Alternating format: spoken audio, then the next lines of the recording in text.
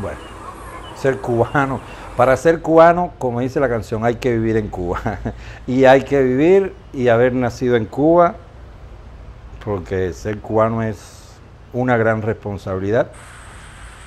Porque, bueno, y ser cubano de nuestros tiempos también es aún mayor responsabilidad.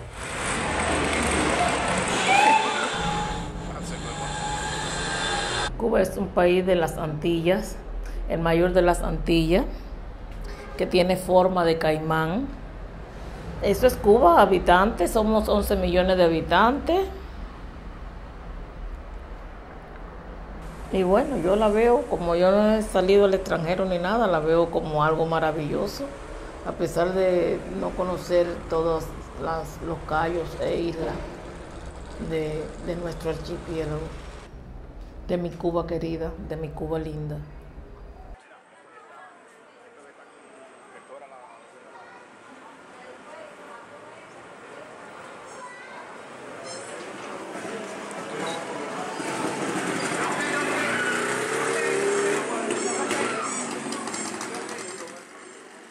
Creo que ser cubano es una patente de corso, no solo para andar por el mundo, ¿no?, sino también para refrendar y objetivar tu propia realidad, tu propia condición,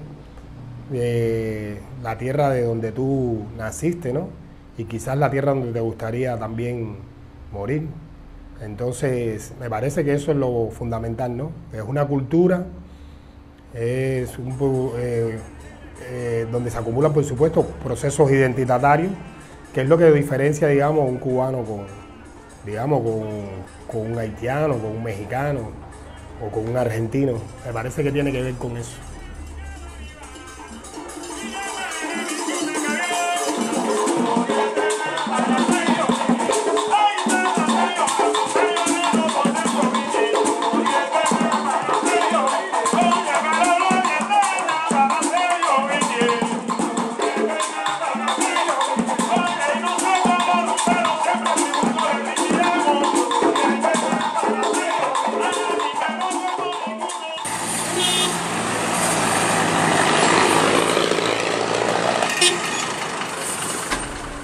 A mí me gusta mucho ser cubana, me gusta. Ser cubano ya te digo, es una mezcla de sentimientos que están entre qué rico es esto, y Dios mío, ¿por qué me habrá tocado nacer aquí? Es una cosa así. Y diariamente estás viviendo con esas dos sensaciones, qué rico es esto, y ay Dios mío, pero qué cosa es esta.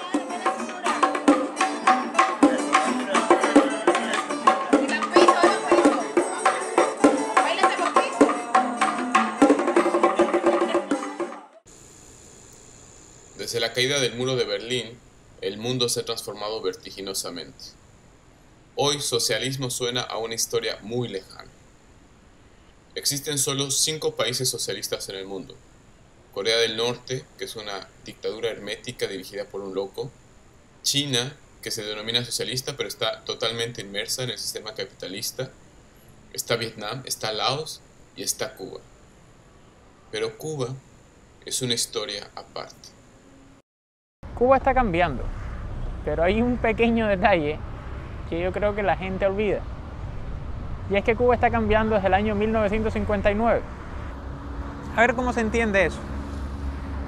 El hecho es que desde 1968 se decide eliminar todo tipo de propiedad privada. Al menos todo tipo de propiedad privada en lo que refiere al mercado. La pequeña burguesía va a desaparecer completamente. En el año 94 eso va a reiniciar muy despacio, 95, pero con mucha lentitud. Pero en el 2012 comienzan a nacer restaurantes privados, cafés privados, bares privados, permitidos a raíz del 6º Congreso del Partido Comunista de Cuba. Por ahí, esos cambios internos quizás fue lo que movió el olfato, más el interés político de que nosotros volviésemos a caer en el redil norteamericano, fue lo que movió el olfato del presidente Barack Obama y su equipo político, que conlleva a que empiezan a hacer una serie de negociaciones secretas que va a dar paso a que el 17 de diciembre, día de San Lázaro, Yovalueye, santo muy importante en la religiosidad afrocubana, porque tributa a la salud. Ese día, 17 de diciembre del 2014, se habla del reinicio de la distensión entre Cuba y Estados Unidos. Y fue simbólico eso, yo no sé si eso fue preparado, pero fue muy simbólico el hecho de que el 17 de diciembre se anunciara que esto iba a tomar otro rumbo. Fue simbólico, muy simbólico. Hay una estampa por internet que es, a lo mejor si no la has visto después te la puedo mandar, es San Lázaro, la estampita de San Lázaro, que es un viejito con unas muletas y dos perros, así se representa a San Lázaro. Y al lado Obama de pie, con su traje, y San Lázaro poniéndole la mano a aquel hombre diciéndole sirvió. Sirvió es una expresión muy cubana, que significa ahora sí, qué chévere, hiciste lo que tienes que hacer, sirvió. Vino la visita del presidente, todo el mundo contento, pensando que ya se iba a levantar el bloqueo. Informaban que se iban a tomar y restablecer las relaciones diplomáticas y demás. Pero las leyes americanas contra Cuba siguen permaneciendo vigentes. Hasta el día de hoy del bloqueo no se ha hecho nada por levantar el bloqueo.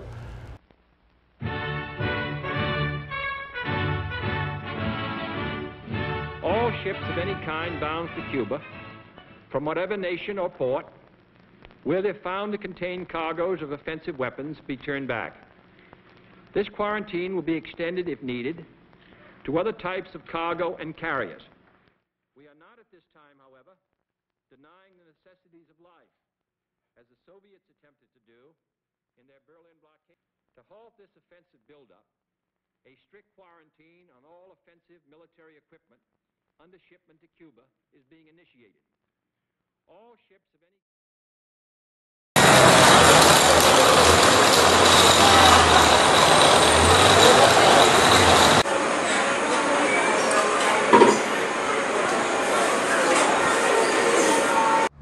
Pero yo digo que realmente el cambio entre las relaciones Cuba-Estados Unidos es más de una carga semiótica que de otra cosa, porque los cambios que están sucediendo en Cuba han sido promovidos hasta ahora, y creo que van a seguir sucediendo así, por el gobierno revolucionario cubano. No ha sido algo que se ha impuesto desde afuera ni por presión extranjera. Desde el año 2011 empezaron a salir a la ley algunas leyes que para mí personalmente debían haber salido mucho antes, pero bueno, desde 2011 se autorizó la venta y compra de las casas, se autorizó la venta y compra de automóviles, después se le quitó en la ley que no que prohibía, pero que controlaba la salida del país, que había que pedir permiso, había que tener una carta de invitación, etcétera, etcétera. Todas esas leyes, claro que ha favorecido al pueblo, porque vemos como gente, bueno, de una forma u otra han tenido su dinerito, han podido reparar sus casas que han comprado, han puesto negocios y demás. Por esa parte es bueno. Siempre los cubanos hemos vivido con lo mínimo, ¿no? Y hay una tendencia natural de que las personas en la calle quieren que haya una apertura. Realmente para los cubanos a pie seguimos, me incluyo un poco dentro de esto, aunque tengo mis privilegios como persona, lo veo muy difícil. Vivir con un salario por el Estado cubano en Cuba es muy difícil.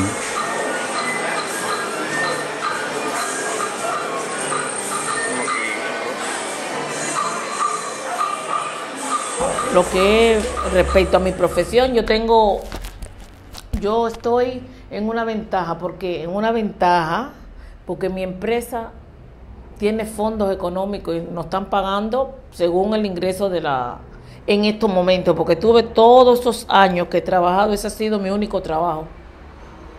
Hemos trabajado por amor al trabajo, por amor. Mi empresa es importadora, ¿no? Y exportadora, y tenemos recursos ahora para pagar mañana, no sé si cambie eso.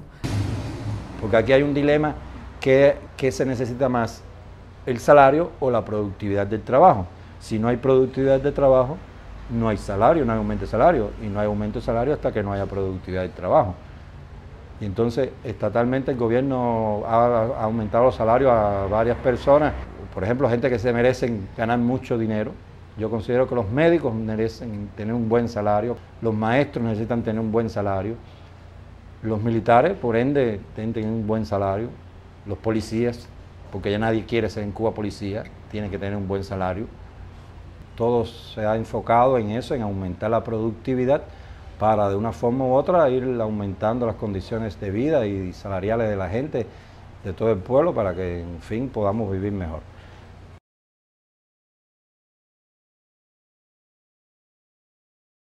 Hice mi servicio social, o sea, son 3 años que hay que cumplir obligatoriamente donde te ubiquen.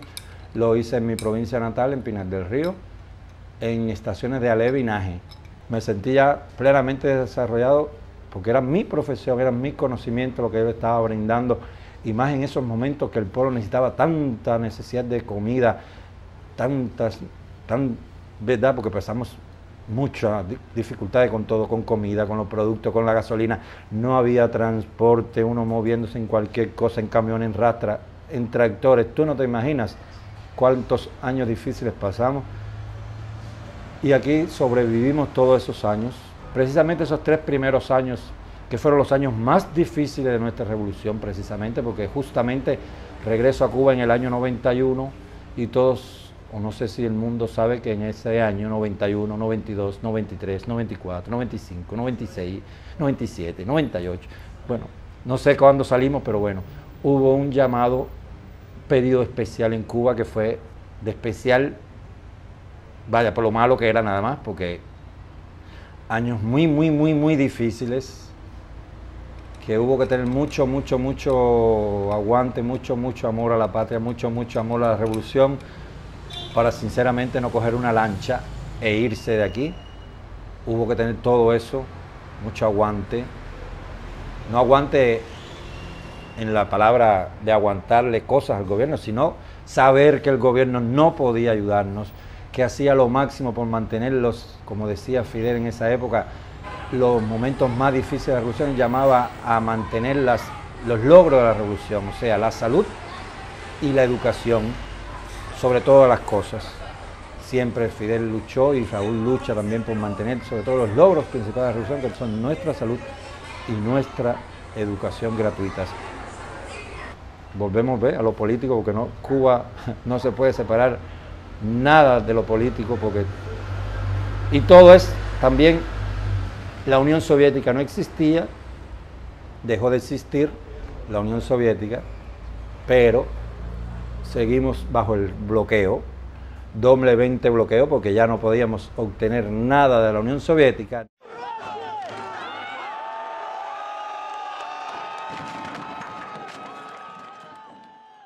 Las leyes americanas en esos años, la ley Helms-Burton, la Torricelli, todas esas fueron leyes que salieron a partir de los años 90, 96.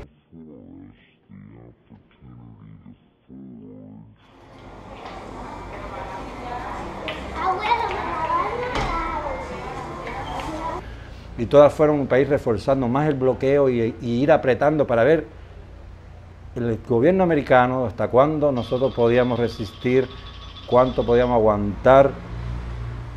Pero le demostramos con nuestro trabajo a los americanos que pudimos salir del periodo especial. Fidel tenía siempre la razón, confiaba en el futuro.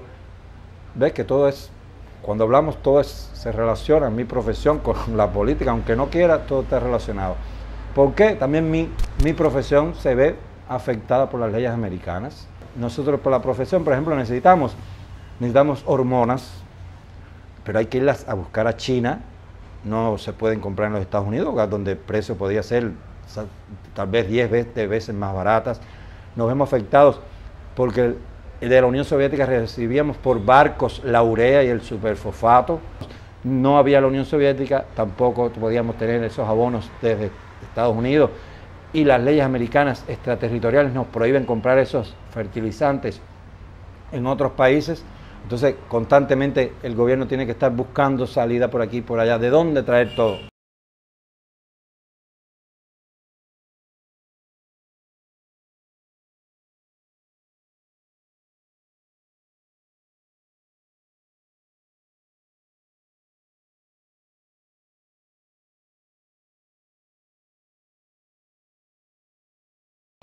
Todo es lo mismo.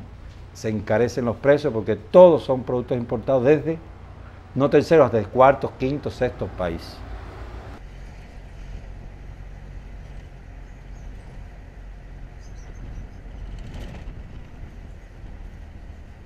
El problema económico es lo que más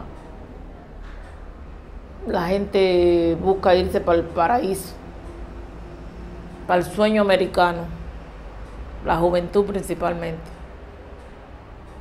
Porque ya los viejos, ¿a qué van a ir? ¿A hacer qué futuro?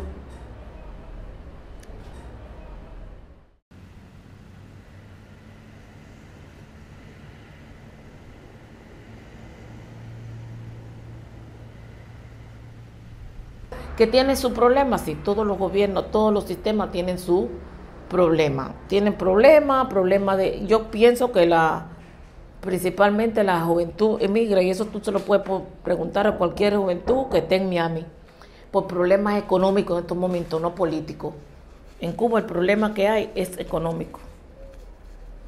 Y ya te repito, viví una historia, unos años muy feos allá en la Unión Soviética, y ojalá que nuestra juventud, que es futuro de la patria, sepa y se decida por el socialismo y no por los sueños del capitalismo, American Life, como se dice.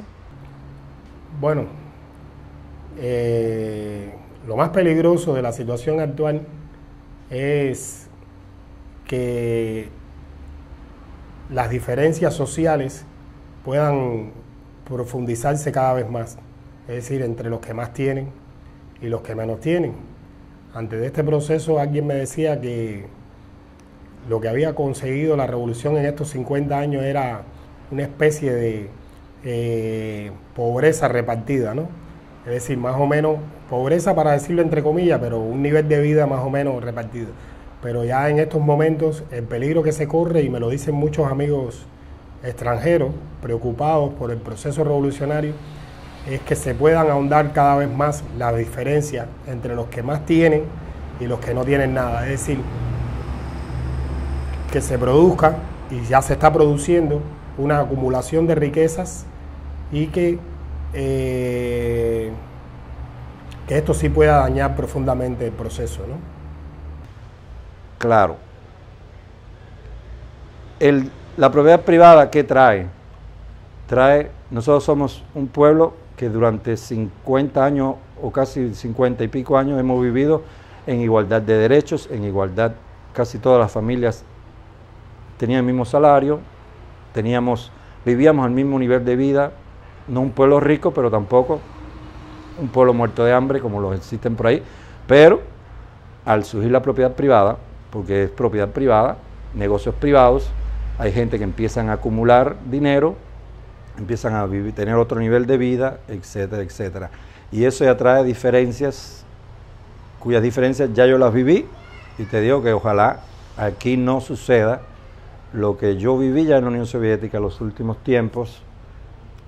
Vi ya gente pobre en la calle. Mi punto de vista es que las corporaciones, donde quieran que llegan, independientemente del sistema político que se tenga en ese país, han sido buenas en lo absoluto, ¿no? Eso te das cuenta que al final estas corporaciones, estos cambios muchas veces ensanchan el camino de la desigualdad. Y ojalá que, como dice nuestro presidente y nuestros dirigentes, aquí estamos construyendo un socialismo a lo cubano.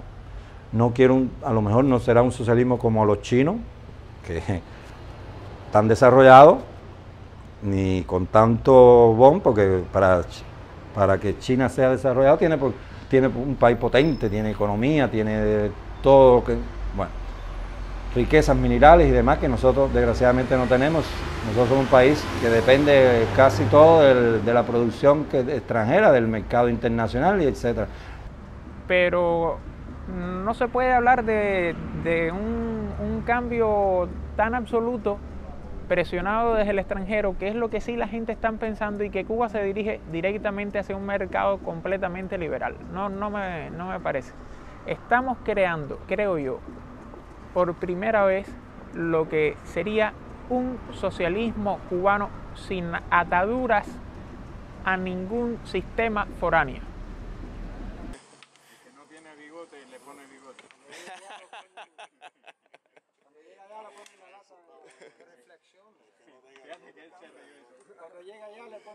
A ver, la mayoría de los cubanos, o ya no creo que haya, sí, todavía sigue siendo mayoría, trabajamos para el Estado. De una manera u otra, dependemos económicamente del Estado, que es el dueño de la mayoría de las empresas en Cuba. Por tanto, ceder esa abrir la posibilidad de que haya muchas más licencias de trabajo basadas en servicios profesionales, implicaría debilitar esa fortaleza que tiene hoy el gobierno del Estado. Existen dos organismos reguladores de ese asunto. Uno es el Ministerio de Economía y Planificación y el otro el Ministerio de Trabajo y Seguridad Social. El Ministerio de Trabajo y Seguridad Social es el que aprueba las licencias en las cuales uno puede emprender ese tipo de cosas. Y esas licencias, es algo que yo conozco porque trabajo con eso, esas licencias son 100 y pico de licencias, pero están topadas. Y el tope está precisamente en que son oficios. Por ejemplo, ¿cuáles son las licencias aprobadas? Fontanero, arreglador de cacharros, rellenador de fosforera, peluquero. O sea, son oficios básicos propios del trabajo y de los sectores económicos del siglo XIX. Estamos en el siglo XXI, donde lo que prima es economía del conocimiento, servicios profesionales, y en ese campo, que es tan amplio y que es en definitiva donde hay desarrollo de fuerzas productivas, hoy no hay ninguna licencia aprobada. Por ejemplo, tú puedes tener un restaurante, pero a mí lo que me gustaría tener es una escuela de negocio, por ejemplo. No puedo, porque no están aprobadas las licencias, y no me puedo meter a hacerlo ilegal, no solo porque sería ilegal, sino porque además no conseguiría el mercado. Y es raro porque por un lado se anuncia el cambio, hay algunas cosas, y por otro lado se recrudece un poco, bastante, el estado ese de hacer mucha resistencia a todo lo que venga de los Estados Unidos, y a vivir con una desconfianza enorme todo lo que venga de Estados Unidos. En ese medio. Y en otro medio entonces sí hay como una sensación de que vamos a ir haciendo cositas, vamos a ir llevándonos bien, por lo menos en el plano de la cultura, en el plano del arte, en el deporte, pero en el plano de la economía, en sectores económicos y en actores económicos que no trabajan con el Estado, eso se ve mucho más relajadamente, pero en los actores económicos que trabajamos con el Estado, es al revés, se ha retrancado el asunto.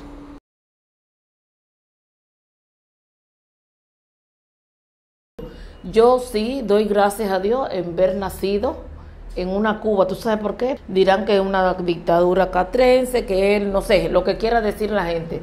Pero yo sí le doy ventaja porque antes había mucho racismo. Mi familia desciende de campo, familia pobre, y nos criamos, nos trasladamos a La Habana, y los 6 estudiamos una carrera. Tengo mi hermano que es 2 veces doctor, tengo mi hermana que es médico, que vive en España, pero es médico de lo que se hizo aquí con la revolución, y tengo 2 hermanos que son químicos en alimentos. Los 6 estudiamos. Me preguntas que de haber sido no cubano, sino de otro país latinoamericano, ¿qué condiciones hubiera tenido para estudiar? Bueno, empezando, tendría que contarte mi vida. Mira, si haces así, reviras para allí hay una foto, dice, así comenzó todo.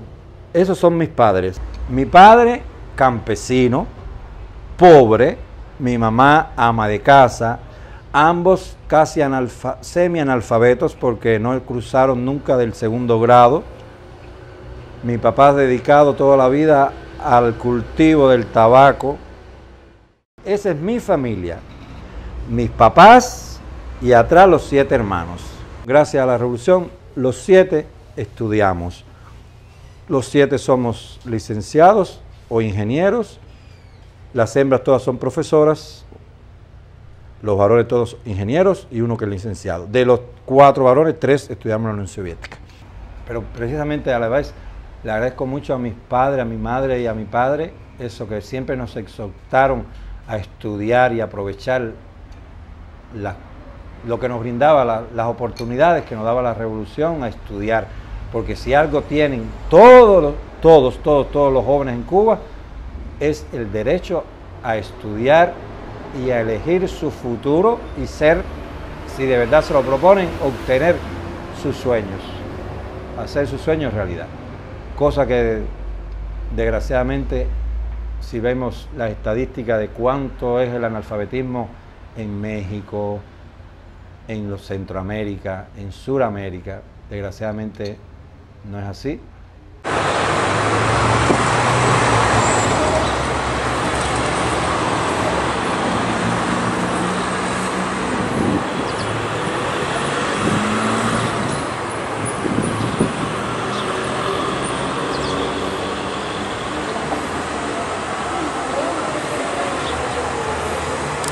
9 años que se llamaba Escuela para Campesinas, Ana Betancourt, que fue un plan que hizo el gobierno para ayudar a las campesinas a superarse, y nos trasladaron para unas casas en Miramar, que los dueños se fueron para el norte, ¿no? Huyéndole a la revolución. Hicieron una gran escuela que se llamaba Escuela para Campesinas Ana Betancourt. De ahí yo surgí, principalmente formó maestros en esa escuela. Yo creo que soy escritor producto de un contexto en el cual me he desarrollado, que me ha permitido primero que nada la alfabetización, porque si no, no hubiera logrado nada. Pero como yo vengo de un estrato social muy pobre, realmente pobre, no creo que hubiera, si no es por este contexto, no creo que hubiera llegado a ser ni siquiera escritor. Estaría, no sé, vendiendo periódicos o mendigando, no sé qué estaría haciendo, pero no me imagino, si no fuera cubano y hubiera nacido en otro país, desde la extracción de la cual yo provengo, si hubiera logrado ser escritor. No me lo imagino.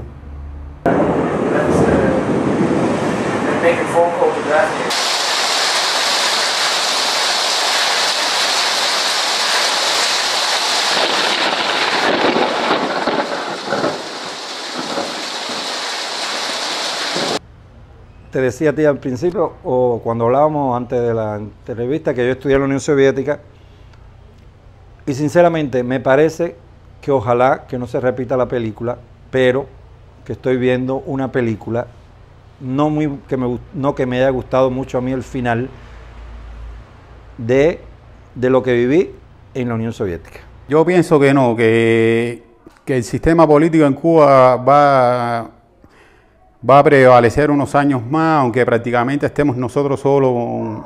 Y es un problema de nombre. Si los gobernantes quieren arreglar el país, si quieren arreglar el mundo, hay que olvidarse del sistema político un poco. No hace falta ser partidario de derecha o de izquierda para arreglar los problemas del pueblo, ¿no? Hay señales de que poco a poco, y que además que no queda más remedio que las cosas vayan cambiando. Pero ya te digo, la resistencia es tan fuerte,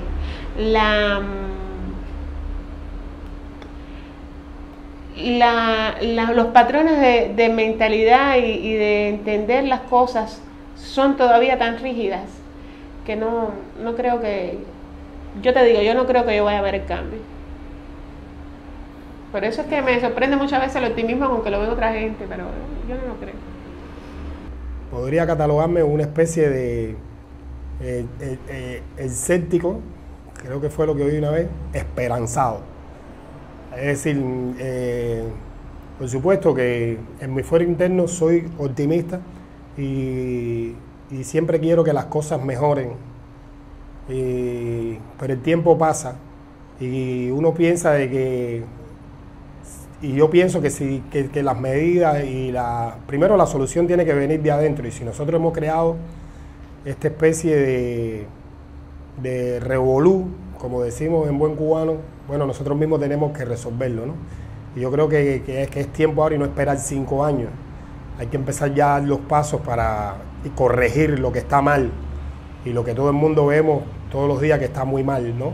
Tenemos muchas cosas buenas, pero hay muchas cosas que están terriblemente mal y no hay que seguir esperando a que eso se siga profundizando, ¿no? Yo creo que entonces el futuro de Cuba, por supuesto que yo lo veo con buenos ojos, pero también con cierto escepticismo, aunque esperanzado, con la esperanza de que todo se va a resolver.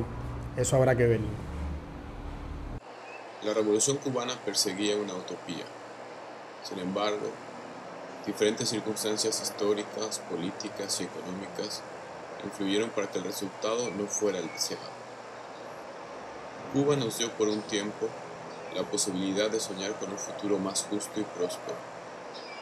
Con su revolución, sembró una semilla de esperanza en muchos latinoamericanos. El sueño se ha ido velando con el paso del tiempo. Sin embargo, la semilla sigue viva y algún día la veremos germinar. Ojalá que nuestro futuro sea para todos, no solamente el nuestro, sino para todos un futuro mejor. Y para eso mucha gente todavía lucha en el mundo, pero bueno, de grandes utopías están hechas las grandes realidades del mundo.